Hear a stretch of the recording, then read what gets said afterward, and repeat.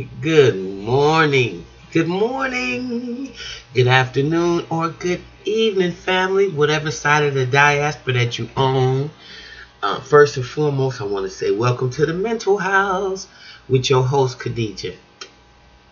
You know, this conversation or the conversation that we're going to have basically because I want you to subscribe and leave, your comments at the bottom, if you dare to talk about this.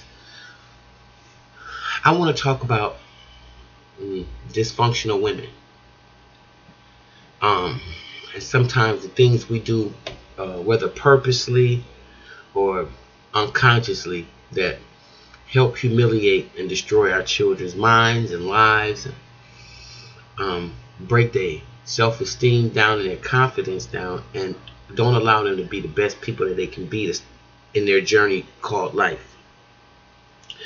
Our stories are full of our lives as black people. Most of the time, all of us got a beaten story. I know I got several beaten ass stories. God damn. And I haven't ran to a black person yet. I can't say that many white people because I really don't have that many white friends. But at least not anymore. But most of my black friends or black relatives or just my tribe, clan, all of us, some but not all, as Zoe would say, have beaten stories. I mean, stories that they have just got the fuck beat out of them. It's almost like a slave, to some degree. And a lot of us are proud of these stories, and we wear them like badges of honor. And some of us will say, and I was one of them, like those beatings kept me out of trouble. Those beatings kept me on the straight and narrow. But I'm not really so convinced that a conversation would have did the same thing if our parents would have been in a position to sit back and be calm and have a conversation with us about certain things. I'm not saying that in all cases. And that's why you have to know your particular child, I guess, and you have to really zoom in on their emotional needs. And a lot of times, because our needs aren't met as adults, it's almost impossible to meet our child's age. Our child's needs. And that's why I think, without sound like I'm on a soapbox, I really do believe that women should wait as long as they possibly can before they have children. Because maybe at some point past 25, in between the 25-30 range, you should begin to challenge your life and things on a subconscious level, or on a level that is more bigger than just going out to the clubs and meeting a guy and or a girl and fucking. So, and usually that happens with a woman when she gets between the age 25 and 30. She begins to start thinking, I would hope, about things that mean something. Okay? But when I think about us as black women, and I think about beatings, again, the point of discipline is really to teach. Okay? It's not to insult, humiliate, devalue, and just make you feel like a damn slave on the plantation. That's not learning. That's not discipline. In fact, that's going to create resentment in a child. It's going to create a bunch of resentment. And I thought about that, and as I continue in my process of healing, I realized that people hurt. That is such a true, profound statement. When you find yourself being hurt by somebody real bad, you need to really, really, if you can, once you save yourself, you need to find out, damn, what was their damn story? Because they fucked up and they really tried to hurt me. Okay? So with that being said, there's a story that comes to mind. And I thought this was a 2-generational story of abuse. And I want to share it with you. My mom told me when she was little, there was a house in St. Louis. That's where my mom is from. And there was this black lady, and she used to turn a bunch of tricks with a bunch of white soldiers and a bunch of, so she had a house of ill repute. Let's just sum it up to say that. And all of her, she had about 5 children, I think my mom said, and each one of the children had white dads. Okay? So, this was a house that probably pretty much you can imagine back then in the, 30s and 40s. So some of the women probably looked down on her like, this bitch. You know what I mean? She got this white guy, he come in, these white dudes, these soldiers, and they screwing her, and she's having babies by him. But that's how she got her paper. Wasn't no welfare and shit back then. So there was no helping agencies. And this is how the people got down. Well, my mother, being pretty narcissist, and my mother is a straight narcissist.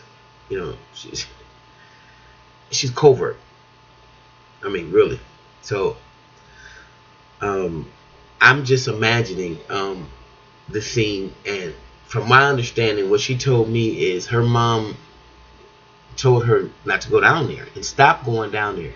But because my mother loved children with long hair, and they have to fit a certain description for her to really like them, okay? And these kids fit the description. They were half white, they had long curly hair, and that's the kind of stuff my mama liked. She could just play in their hair and braid their hair. In fact, one of the problems she had with me early in my life is that my hair didn't grow. And it probably didn't grow because she stayed in it, brushing it 24 hours a day. She probably brushed the shit out, but that's neither here nor there. I've regressed.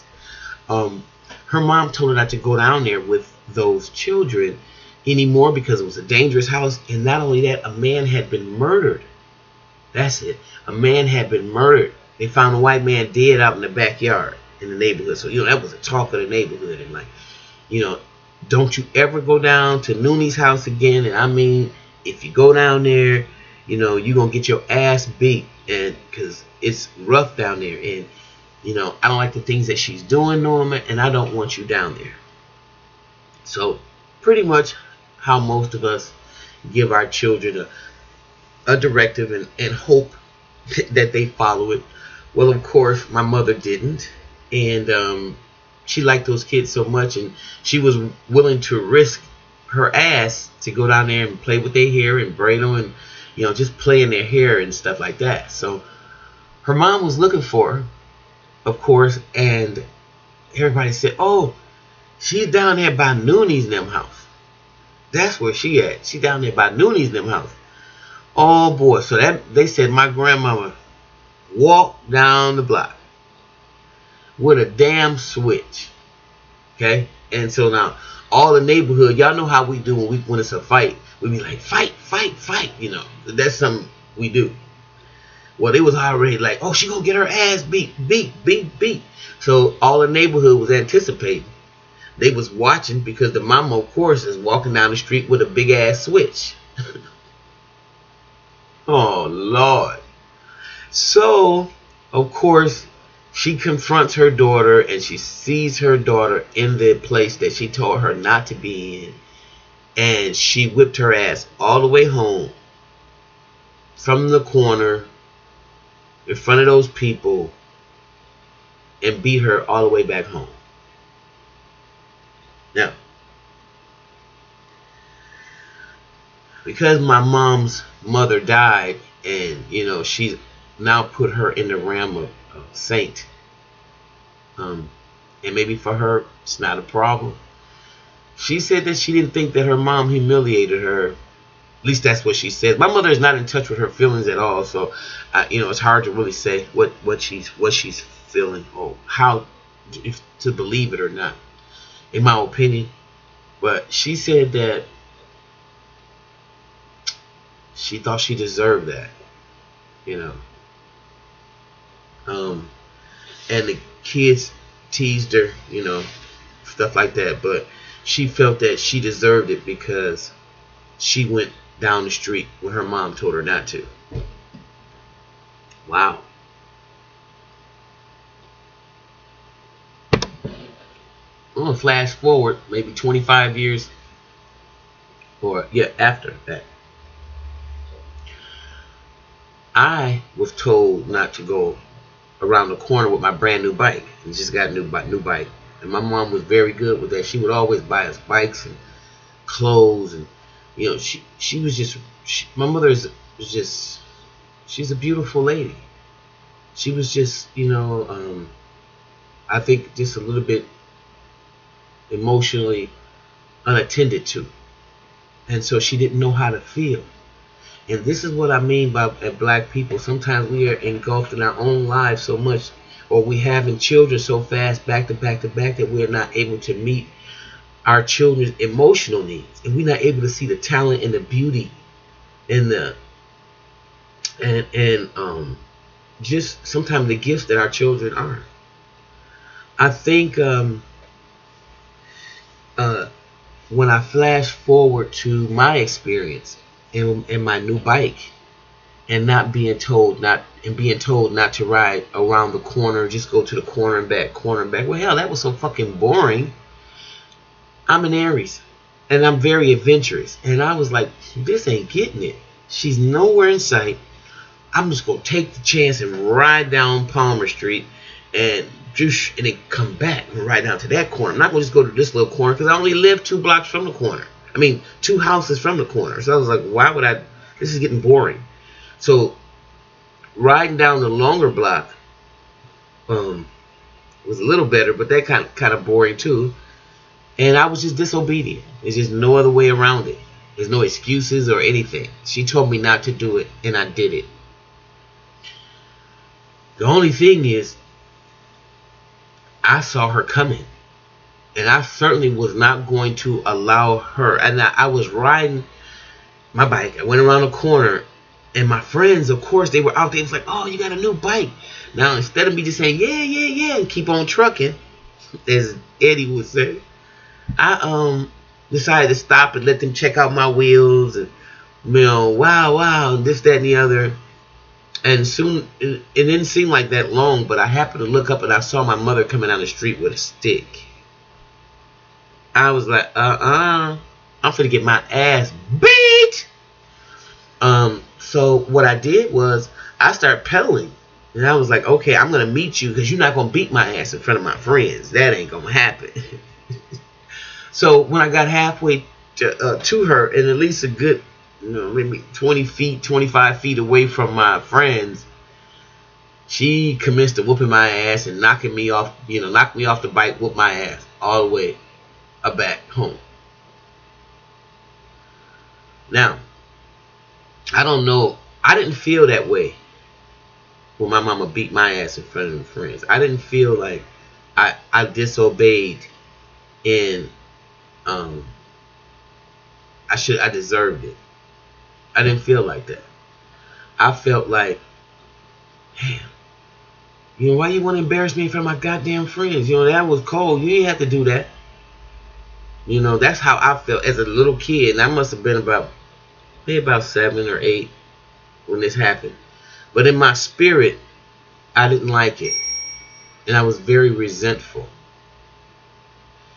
And those are the kind of things that we can create as parents in our children's lives, and they really come from our lives that we haven't even admitted or even dealt with the fact that and if I think that's okay, let me just challenge the thought. Maybe if it was okay for me, do I think it's okay for somebody else? We don't do that enough in our community. I think we just go one size fit all, and if my mama did it to me, I'm gonna do it to you. And I don't necessarily know if that's the right narrative to make, the right presentation to present.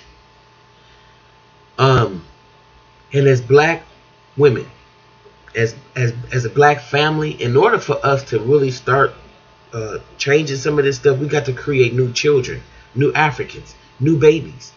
I won't be here to see them. Y'all won't be here to raise them. But if you're raising the shit that you out here with now, we in trouble as a group, because most of these kids are not in fear of anything. And I'm not saying that the way my mother beat me from one corner to the next, or her mama beat her from one corner to the next, is the right way.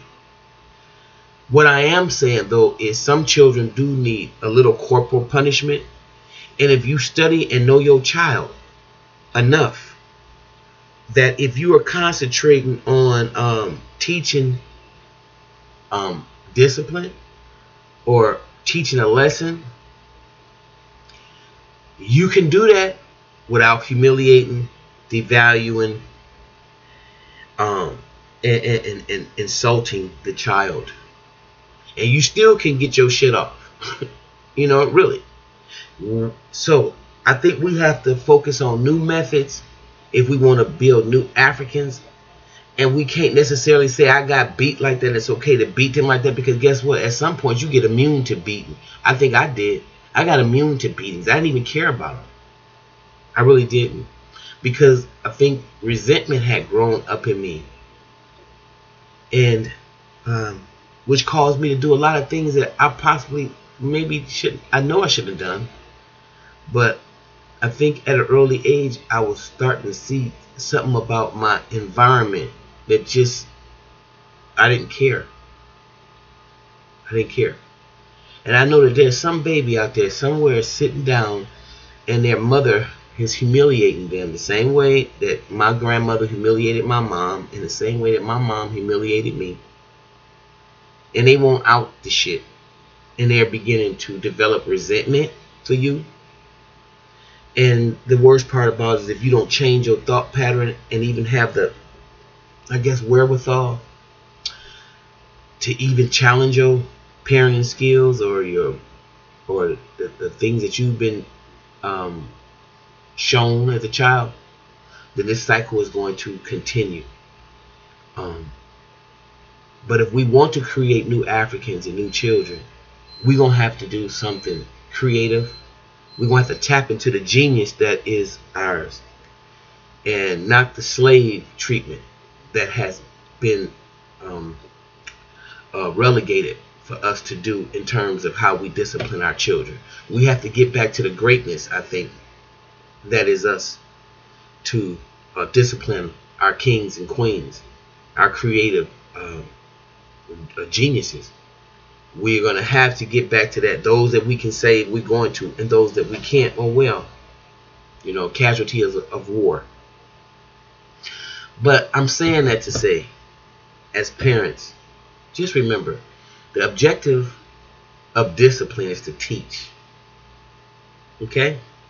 It's to teach. It's not to humiliate, devalue, and insult. Thank you for listening. Thanks for being out there. If you like what I said, or even if you don't, just subscribe and leave your comments below. Okay? Thank you very much. And y'all have a great day. Be blessed.